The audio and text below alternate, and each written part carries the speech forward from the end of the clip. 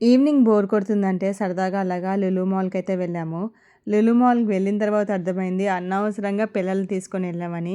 అక్కడ ఎస్పెషల్లీ ఈ లులు మాల్‌లో ఫుడ్ సెక్షన్‌లో అయితే పిల్లల్ని అస్సలు ఆపలేమండి. అక్కడ ఫుడ్ వెరైటీస్, ఆ చాక్లెట్స్ చూసి మేమే అట్రాక్ట్ అయిపోయాము. ఇంకా పిల్లల్ని ఆపటం ఇంకా మాకెంత కష్టమైందంటే చెప్పలేమనమాట.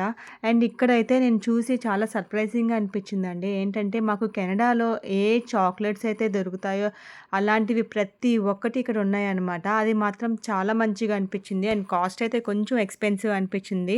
అండ్, ఈ సెక్షన్‌లో అయితే మేము పిల్లల్ని కంట్రోల్ చేయటం చాలా అంటే చాలా కష్టమైపోయిందనమాట. అండ్ అలాగే క్రిస్మస్ టైం కదండీ!